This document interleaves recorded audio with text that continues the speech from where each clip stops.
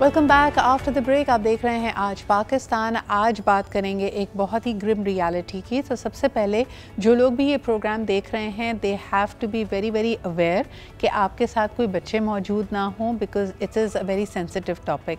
तो ये थोड़ी सी एक ट्रिगर वार्निंग मैंने आपको देनी थी, और आप ख़ुद भी अगर ये महसूस करें कि this subject is too triggering for you, so please feel free to walk away. और दूसरा ये कि अपने लिए मदद ज़रूर उसके लिए कहिए लोगों को।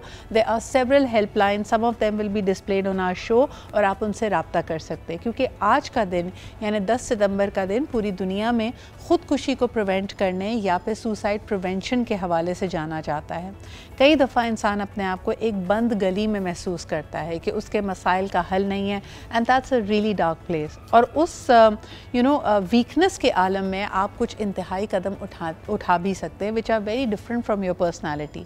अगर आप काफ़ी अरसे से अपने आप को इस तरह के ख्यालात में घिरा पा रहे हों और आपके पास कुछ रेड फ्लैग्स होते हैं, if you have started to actively think about how इस तरह की चीज़ को आप इन एक्शन कर सकते हैं, that is when you need to seek help. या अगर आपके इर्द गिर्द भी कोई शख्स बार बार इस किस्म की गुफ्तगू कर रहा हो, बहुत ज़्यादा, यानी हम अक्सर ऐसे लोगों को ना झिड़क देते हैं, साइड पे कर देते हैं और ये कहते हैं कि भाई you don't have to be so dramatic. हमें लगता है कि ये अटेंशन सीकिंग स्टंट्स हैं। कई दफ़ा वाकई इंसान झुंझलाहट में ऐसे अल्फाज बोल देता है, लेकिन ये बातें कभी भी लाइटली नहीं लेनी चाहिए। You have to pay attention to it. ख़ास तौर पे कोई ऐसा शख्स जो आपको लगे कि जिसके पास वसाइल कम हैं, कोई ज़ईफ़ शख्स या कोई बहुत यंग शख्स, ये ऐसे लोग होते हैं जिनके पास ज़्यादा इमोशनल मैच्योरिटी या एक्सपीरियंस नहीं होता। इसके अलावा कोई शख्स जो किसी एक्सट्रीम सिचुएशन से गुजरा है, किसी बहुत ही चाहने वाले को खोया है, या उसके लिए ज़िंदगी में किसी चीज़ की बहुत ज़्यादा अहमियत थी, कोई बिज़नेस आइडिया, कोई घर, कोई वाक़या, कोई ऐसी चीज़ जो उसके प्लान के मुताबिक नहीं गई है, ये भी उस किस्म का झटका हो सकता है when you start thinking about it. So let's get into it. ये थोड़ा हैवी सब्जेक्ट होगा। Once again I would want you to practice caution while you listening to it. हम भी बहुत एहतियात के साथ इसको लेकर चलेंगे। हमारे साथ जो आज मेहमान मौजूद हैं, आइए उनसे आपका तारुफ़ कराती हूँ। माहीन खुर्रम हमारे साथ हैं, जो कि एक NLP माइंडसेट कोच हैं। बहुत शुक्रिया माहीन आपकी मौजूदगी का। आप ही के साथ तशरीफ़ रखती हैं Ayesha Yusuf. You are the founder and CEO of Catch Up with Aisha. You've interviewed a lot of people in your podcast and they have also shared their low points in life. So I'm sure that you will have a lot of relevant things to share. इसके अलावा आयशा, अगर मैं गुफ्तगू का आगाज़ आपसे करूं, हाल ही में एक अपने इंटरव्यू में you opened up about how you were bullied in a corporate scenario, यानी एक काम की जगह पर पेशा वराना तौर पे आपको बहुत ज़्यादा ज़दोकोब किया गया, आपको इमोशनल प्रेशर आपने फ़ील किया। अगर आप मुनासिब समझें तो I would want you to share with my viewers कि उस वक्त एक अच्छा खासा कॉम्पिटेंट इंसान जो कि ज़िंदगी के बारे में बहुत होपफुल है, इन सब के बावजूद उस बुलिंग पीरियड में आपने क्या महसूस किया, and what were some of the feelings that you were experiencing? Assalamu alaikum. Thank you, Sajja, for having me. And I know suicide is a very sensitive topic to talk about. लेकिन जैसे आपने bullying की बात की और उस journey की, मैं एक बात बताऊँ, एक बहुत अच्छा इंसान भी लेकिन जब वो एक तरह के सिनेरियो में फंस जाता है ना, तो एवरीवन्स पेन इज़ वैलिड। ये बात हमें भूलनी नहीं चाहिए। As a human we should remember कि एवरीवन्स पेन इज़ वैलिड, और अगर कोई इंसान एड्रेस कर रहा है अपना इशू, उसका मतलब वो उस हेड स्पेस में नहीं है कि वो अपनी मदद कर सकता है।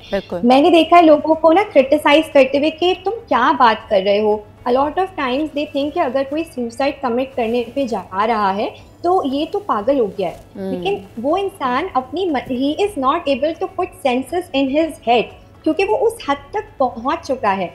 अब क्या होता है सजा कि अगर आप बहुत पॉजिटिव माइंडसेट के साथ भी चल रहे हैं ना, लेकिन अगर आपकी लाइफ में कोई ट्रॉमा आ जाता है, वो चीज़ आपको मेंटली एग्जॉस्ट कर देती है, डिप्रेशन का शिकार बना देती है, चाहे आप बहुत ऑप्टिमिस्टिक हो।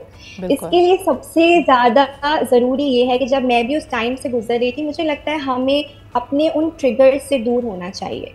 जब तक आप दर्द के करीब रहेंगे ना, आपको वो पेन महसूस होता रहेगा। I started to feel like that I am the worst employee in the world. मुझे ऐसा फील होने लगा था कि मैं अब कोई काम ही नहीं कर सकती, मैं किसी अच्छी चीज़ के लिए बनी ही नहीं हूँ। हालांकि I always remain very hopeful in life, but वो चीज़ें, वो नेगेटिव एनर्जीज ने मुझे इस तरह से सराउंड कर लिया था that I was not able to cope up with that situation. Ayesha, थोड़ा सा और इसको डिटेल में बताओ कि ये ओवरनाइट तो नहीं होता, यानी एक इंसान किसी भी इदारे को ज्वाइन करता है तो आपकी एक इंट्रिंसिक पर्सनालिटी होती है, आपकी एक्सपेक्टेशंस होती हैं। क्या वो चीज़ थी जिसने आहिस्ता आहिस्ता आपको कायल कर दिया था कि you don't have any good qualities और you are a bad employee, या आपको अपनी कॉम्पिटेंस पे आप खुद सवाल करने लग गई थी? वो जर्नी क्या थी? यानी रोज़ाना की तनकीद, कोई ऐसा जुमला, कोई ख़ास trigger point, how does a person cross that bridge? मैं चाहूँगी कि वो भी थोड़ा सा अगर आप लोगों से शेयर करें। देखिए, किसी भी चीज़ का ना हमेशा बिल्डअप होता है। अगर कोई इंसान बर्स्ट हो रहा है, वो एक दिन के केस पे बर्स्ट नहीं हो रहा, वो रोज़ाना छोटी छोटी चीज़ें होती हैं जो पाइल अप होती हैं और एकदम से वो बर्स्ट होता है। In my case it was like कि देखिए, आप ज़िंदगी में कुछ भी काम करें, everyone needs appreciation and positive words. अगर डेली ही आप किसी के पास जा रहे हैं, सपोज अपने मैनेजर के पास, और वो आपको क्रिटिसाइज ही करे, फीडबैक के तौर पे वो आपको यही बोले, आपकी गलतियां निकाले, ना कि उन गलतियों पे आपको बोले कि चलो वो हम मिल के काम करते हैं। या हो सकता है कि कुछ दफ़ा उनकी गलती भी हो, ऐसा ज़रूरी नहीं है कि ताली तो दो हाथ से बजती है, एक हाथ से तो नहीं। So it is very important that even in our houses, even in our offices, it is very important that two way communication. बिल्कुल एक सही, बंदा हमेशा कुछ नहीं हो सकता। बिल्कुल सही। So, अच्छा वो आयशा, जो ये बात अब मैं, तकलीफ, हाँ, ये आपकी बात बहुत वैलिड है, इसको मैं माहीन के पास लेके जाऊंगी।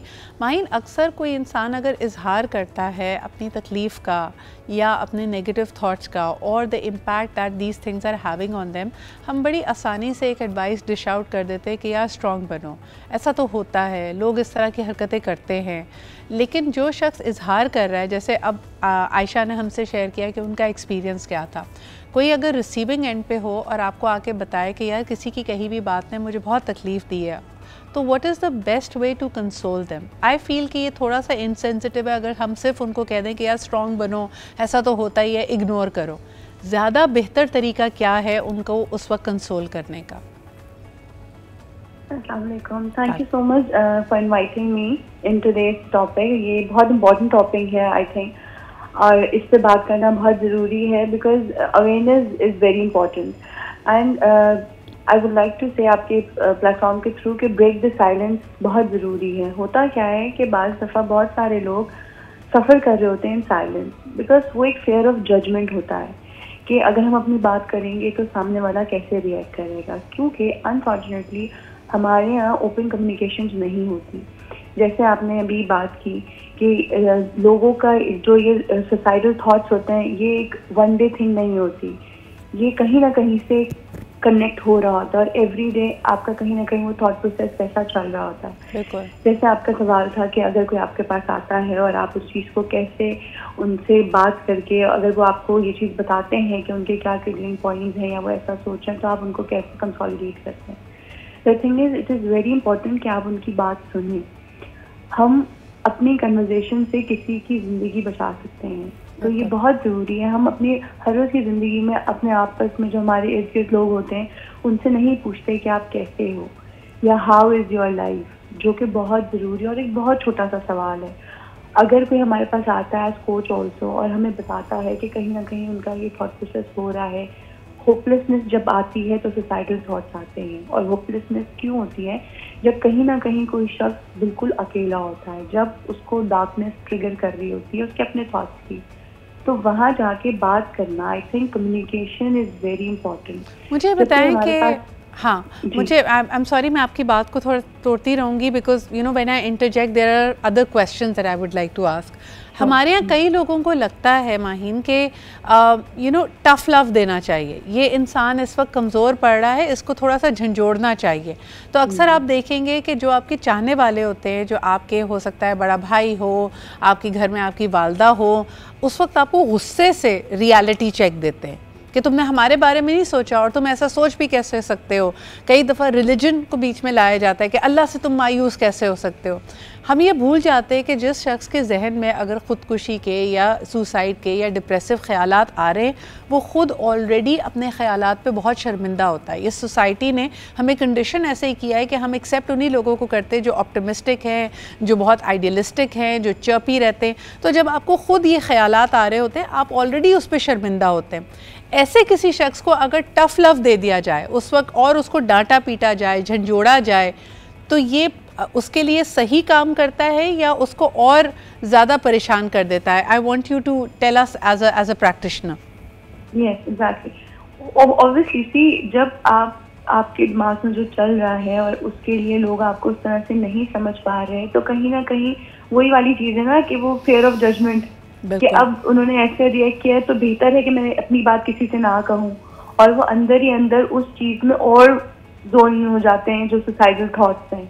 बहुत ज़रूरी है उस टाइम पे उस शख्स का, अगर उसके जहन में ये ख्यालात आ रहे हैं तो उसको इंटीग्रेट करना बहुत ज़रूरी है।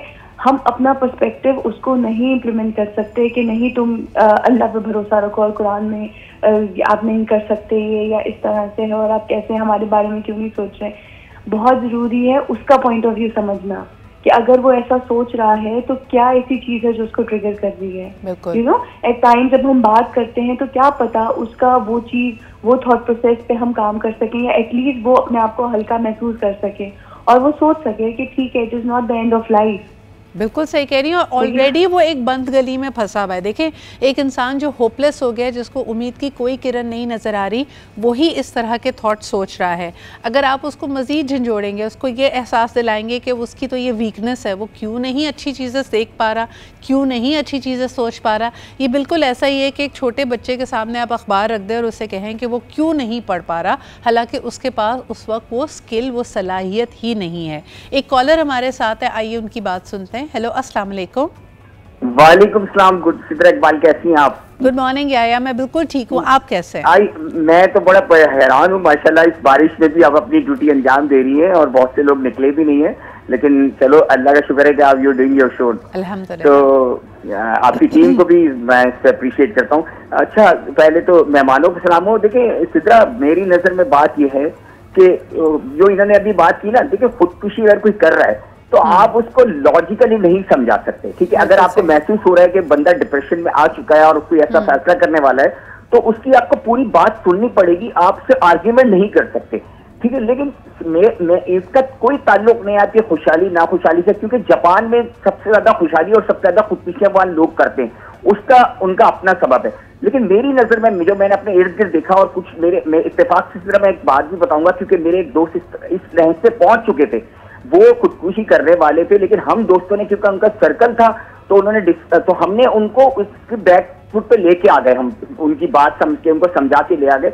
लेकिन अगर आपके पास रूहानियत का पहलू होता है तो वो जरूर आप कहीं ना कहीं आप उसमें बचत हो जाती है, वरना अगर आप बिल्कुल डिटैच हो जाते हैं रूहानियत से तो आप खुदकुशी की तरफ चले जाते हैं। लेकिन जो मैंने जो बात सीखी है ना, वो ये सीखी है कि इर्द गिर्द के लोगों को फील करना चाहिए कि बंदा किस डिप्रेशन में जा रहा है। आपके घर में एक चीज हो रही होती है, लेकिन उसकी फीलिंग्स को आप अंदाजा नहीं कर पाते और आप उसको गाइडलाइन नहीं दे पाते, उसको आप मोरल सपोर्ट नहीं दे पाते, तो अपने इर्द गिर्द के लोगों पर नजर रखना जरूरी है, और वही सपोर्ट होती है जो असल सपोर्ट होती है। देखिए, मुझे ऐसा लगता है कि बज़ाहिर बहुत ज़्यादा खुश नज़र आने वाले लोग, जो मुस्कुरा भी रहे हैं, जो अपनी डेली एक्टिविटीज़ भी सर अंजाम दे रहे हैं, या आपने बहुत अच्छी बात की जिनके घर में माली आसूदगी है।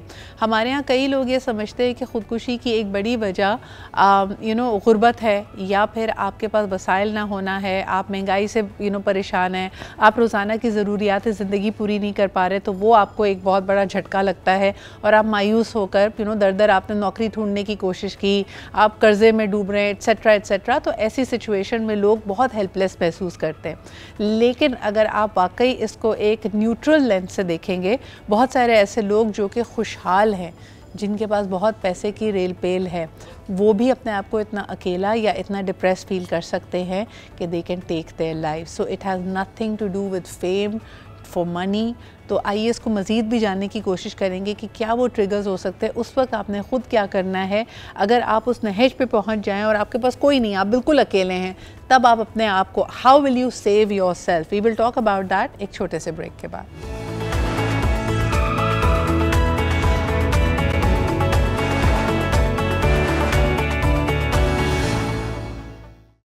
Welcome back after the break. Let's try and connect this dots कि कई दफ़ा लोगों को लगता है कि गुर्बत और मुफलिसी आपको ड्राइव करती है एक ऐसे नहज पे जहाँ आप होपलेस होते हैं। लेकिन फिर लेट्स ट्राई एंड अंडरस्टैंड कि वाई डू पीपल जो अपेरेंटली जिनके पास दुनिया में सब कुछ है, उनके पास पैसा भी है, शोहरत भी है, माली आसूदगी भी है, उनके पास ये एजेंसी भी है कि वो उठ कर कहीं पर भी जा सकते हैं, अपनी मर्ज़ी की शॉपिंग कर सकते हैं, अपनी मर्ज़ी का खाना खा सकते हैं, ऐसे लोग भी उस वीक पॉइंट पे कैसे पहुंचते हैं where they can absolutely give up on all hope and take their own lives. It's a very interesting question और ये कई लोगों को परेशान भी करता है। आइए देखते हैं कि हमारा पैनल इस बारे में क्या सोचता है। सबसे पहले ये सवाल अगर आयशा आपके पास लेके आऊँ, how come somebody who is very well to do, successful by a lot of worldly standards, when they take their life, इसके बारे में आप how do you make sense of it? जी आयशा। बहुत फेम या hello, can you hear me? Now I can hear you. या ज़रूरी नहीं है लाइफ में अगर बहुत फेम और पैसा है ना तो आप खुश भी हैं। जैसा आपने भी कहा था, डिप्रेशन की one of the major causes is loneliness. Everyone, you know, everyone in the world they need love. The lack of empathy, lack of love and attention can literally lead you to depression. और उस depression से ही आप उस point तक पहुंच जाते हैं जहां आपको कोई सुनने वाला नहीं है। कभी कभी ना हमें सिर्फ कॉल पे भी हम किसी से बात करें, हम चाहते हैं कोई हमें सुन ले, वो हमें चाहे सामने से कुछ समझाए या ना समझाए, लोग सुसाइड तक तभी पहुंचते हैं जब वो ओपन अप नहीं करते थे।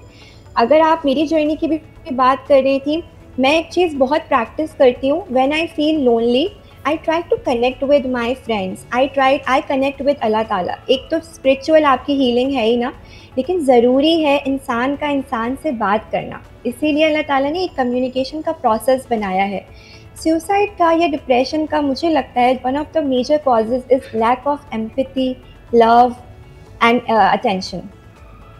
मुझे ऐसा लगता है कि मैंने 2-3 इसके हवाले से, जैसे हम वो I am sure that you have seen that story where somebody dies leaving 13 videos, 13 audio tapes behind. एक बड़ी फेमस ऑनलाइन सीरीज थी और 13 reasons why और something like that. 13 reasons why। yes. और उसके अंदर हर ऑडियो टेप के अंदर वो ज़िंदगी के मुख्तलिफ पहलुओं को जोड़ती है और बताती है कि इस शख्स के इस रवैये की वजह से मेरे अंदर क्या तब्दीली आई, क्या मुझे महसूस हुआ, एट्सेट्रा एट्सेट्रा।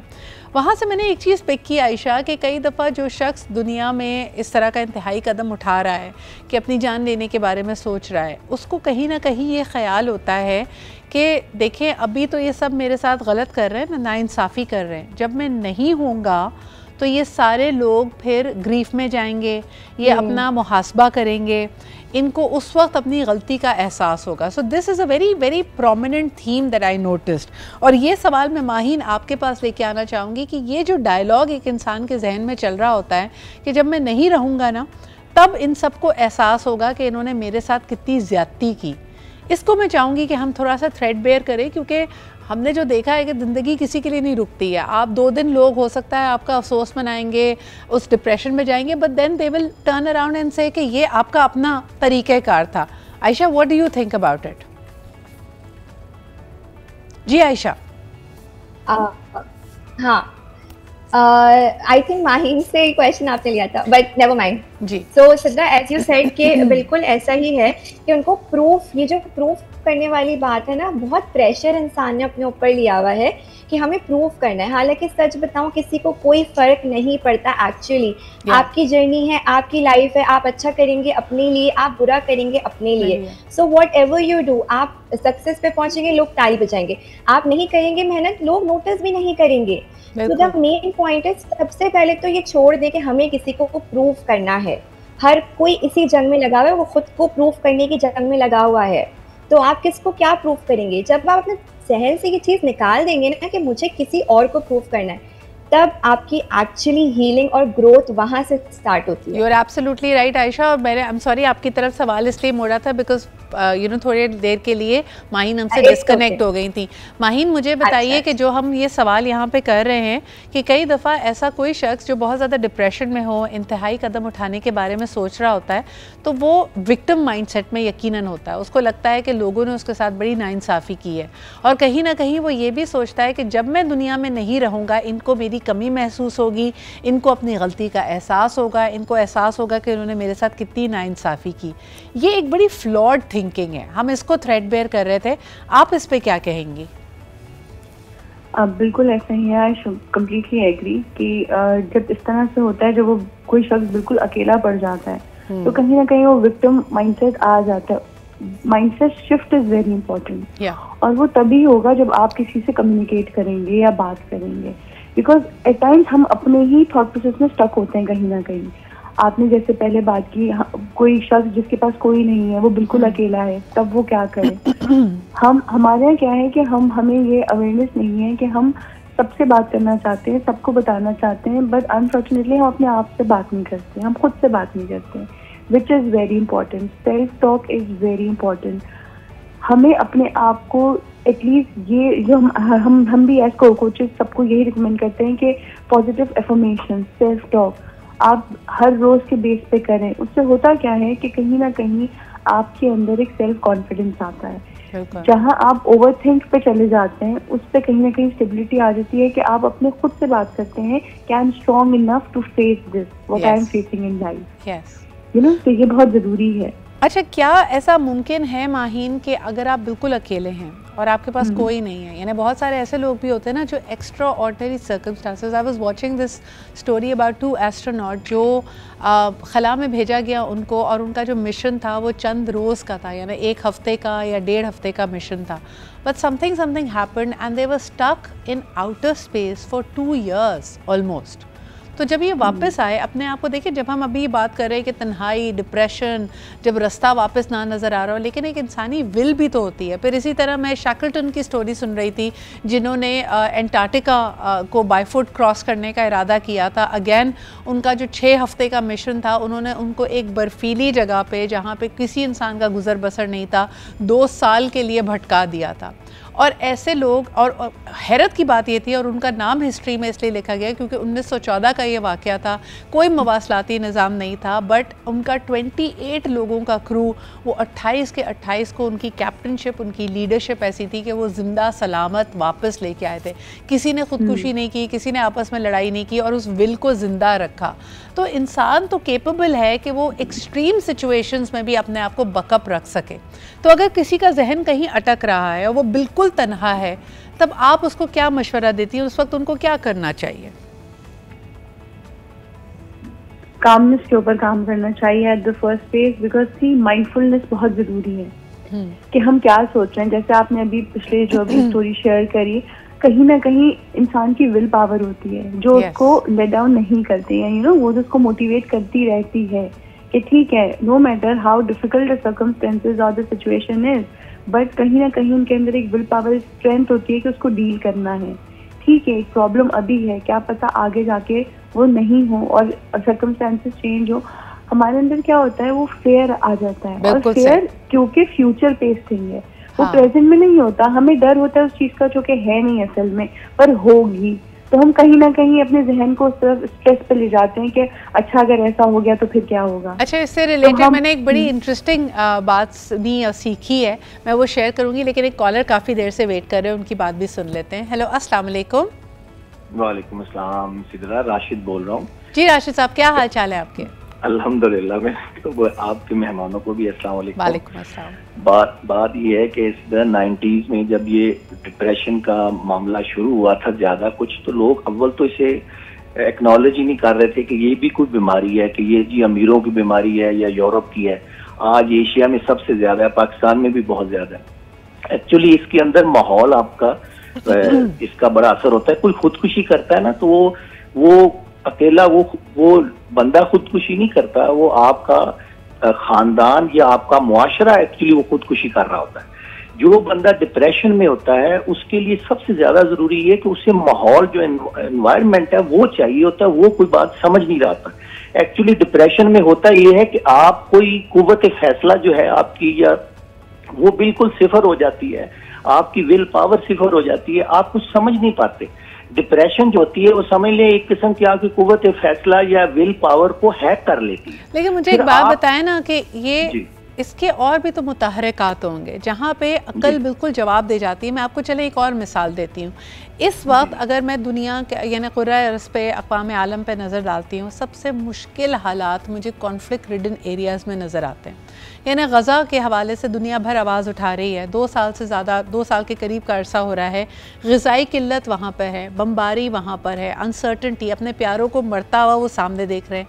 छोटे बच्चे भूख और प्यास से बिलक रहे हैं, लेकिन हमें कोई ख़बर इस तरह की नहीं मिलती कभी कि कोई कहे कि जी मैंने क्योंकि इन सर्कमस्टांसिस में हूँ और मैं गज़ा में हूँ, मैं फ़लस्तीन में, मुझे कोई राह नज़र नहीं आती तो मैंने ख़ुदकुशी कर ली है।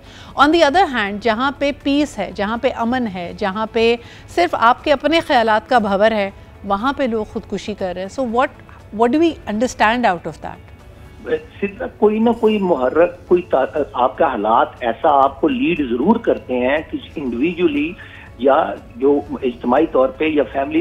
एक्चुअली हमारे जहाँ जो प्रॉब्लम है वो रवैयों की है। हमारे रवैये देखने में वैसे बोलचाल है, लेकिन उनके दांत होते हैं, हम काटते हैं लोगों को।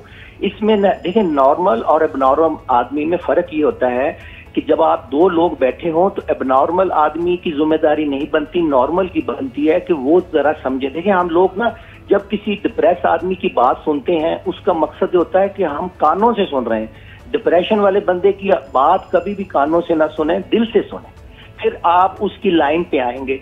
डिप्रेशन वाला बंदा तो अपना कुव्वत फैसला सिफर करके बैठा होता है बेचारा, उसे दिल से सुने, उसके साथ चलें, उसकी बात पहले माने फिर चलें। Very well said. बहुत शुक्रिया राशिद साहब कॉल करने के लिए, बड़ी इंटरेस्टिंग आपने बात की। Again the point I was trying to make was कि अगर हम पूरी दुनिया के सर्कमस्टांसेस देखें, आज हम बड़े अच्छे हालात में रह रहे हैं। टाइम ऑफ कॉलरा गुजर गया, कोविड हमसे गुजर गया और अल्हम्दुलिल्लाह यानी पूरी दुनिया ने उसका एक तरह से उससे निबर्द आज़मा हुए। वर्ल्ड वॉर्स की तरफ अगर हम देखते हैं तब भी कोई खुदकुशी का रुझान उस तरह का हमें नज़र नहीं आता। How do we make sense of it Ayesha कि बड़े बड़े मराहिल से इंसान ने अपने क़ुव्वत इरादी से, अपने विल पावर से उसको पार किया है, लेकिन फिर एट अदर टाइम्स हिम्मत जवाब दे जाती है। I am not shaming the people, यकीनन वो बहुत ज़्यादा तकलीफ़ में होते हैं और उनको उस वक्त अपनी तकलीफ़ से का यही हल नज़र आ रहा होता है। But how should we make sense of it? Tanja, आपने बहुत बेहतरीन मिसालें दी हैं, लेकिन मैं आपको एक बात बताऊं, जैसे हमारे कॉलर ने भी कहा डिप्रेशन जब आता है तो इंसान को कुछ समझ नहीं आता। आई एग्री, लेकिन हम सब जिंदगी में एक ऐसे पॉइंट पे आते हैं जहां हमें ऐसा फील होता है सब खत्म हो गया है और नहीं जीना आता है। सबकी लाइफ में ऐसा पॉइंट ज़रूर आता है, लेकिन एक चीज़ पे ना आप अनबिलीवेबल हो जाएं, वो है तवक्कल। वहाँ आता है तवक्कल। आपने इतनी अच्छी मिसालें दी। हम अगर हज़रत यूनुस अलैहिस्सलाम की मिसाल देखें, मछली के पेट में जहाँ कोई मदद नहीं पहुँच सकती, किसी की कोई मदद नहीं पहुँच सकती थी, हमारे प्रॉफिट्स के मिरेकल्स हमारे सामने हैं। किस पे रिलाई किया? अल्लाह ताला पे रिलाई किया ना। तो आपका तवक्कल, अब मैं ये नहीं कह रही कि आप सिर्फ और सिर्फ जान-नमाज बिछा के बैठ जाएं, लेकिन इस्लाम में खुदकुशी हराम ही क्यों है? क्योंकि अल्लाह ताला ने यही कहा है, अगर when there is hardship there is ease, आसानी आएगी। अच्छा, एक और बड़ी इंटरेस्टिंग बात आपकी मिसाल से मेरे जहन में आती है और ये भी मैंने कहीं पढ़ी थी आयशा, कि जब आप अल्लाह से तवक्कुल भी करते हैं ना, तवक्कुल के बारे में भी हमने एक गलत उसकी एक अंडरस्टैंडिंग हमारे जहन में है। हमारे फैलेसी ये है कि हम दुआ करेंगे, अल्लाह पे तवक्कुल करेंगे और वो मिराक्युलसली वो सिचुएशन बदल जाएगी। लेकिन हम जितने अंबिया इकराम की ज़िंदगी से अगर सीख लेते हैं, जैसे हज़रत इब्राहीम अलैहिस्सलाम still had to walk into fire और फिर उसको यू नो वो उस आग को कहा गया कि ठंडी हो जा। इसी तरह हज़रत मूसा के लिए ऐसा नहीं था कि वो समंदर सूख गया, लेकिन समंदर कह रही है रिवर सूख गया, उस दरिया में से रास्ता बनाया गया। हज़रत यूनुस अलैहिस्सलाम की आपने मिसाल दी। हमें सिर्फ लगता है कि मछली के पेट में क्या होगा, पानी होगा, अंधेरा होगा। No, imagine you were in stomach acids. और इसी में आगे आप कुरान की आयत को अगर देखते हैं कि when he was washed on the shores he had boils all over his body, यानी पूरा जिस्म झुलस गया था उस फैसेट्स है, बट नॉनदलेस ये तमाम तर सिचुएशंस ज़िंदगी का हिस्सा हैं जिससे हम गुजरते हैं। वी वांट टू से कि अगर आप ऐसी किसी भी मुश्किल से गुजर रहे, प्लीज़ आस्क फॉर हेल्प। कई चीज़ों में DIY करने की ज़रूरत नहीं है कि आप खुद ही उससे अपना हल निकालने की कोशिश करें। Thank you Ayesha, thank you Maheen, a very sensitive topic. एक कॉलर हमारे साथ थे, उनसे हम बात नहीं कर सके, लेकिन आपके कॉल करने का बहुत बहुत शुक्रिया। वक्त हमारे पास कम है, आज अवेयरनेस का दिन है। अपने इर्द गिर्द प्लीज़ लोगों को देखें, अपने ख्यालात को भी एक तरह से उसकी अकाउंटेबिलिटी करें। अगर आपको कहीं ना कहीं ऐसी कोई सोच आ रही है, वक्तन फ़वक्तन बार बार आ रही है, so please seek help, because ज़िंदगी बहुत प्रेशियस है। कभी उनसे पूछें जो टर्मिनली इल हैं या किसी तकलीफ़ से गुजर रहे हैं, वो आपको ज़िंदगी की अहमियत के बारे में बताएंगे। मुझे कहीं ना कहीं लगता है कि अगर आप उस आखिरी लम्हे पे पहुंचेंगे ना, यू विल रियलाइज़ कि there are so many things that are left behind जो आप नहीं कर पाए। तो जो वक्त आपके पास है उसका बेहतरीन इस्तेमाल कीजिए। अपना ख्याल रखें, खुदा हाफ़िज़।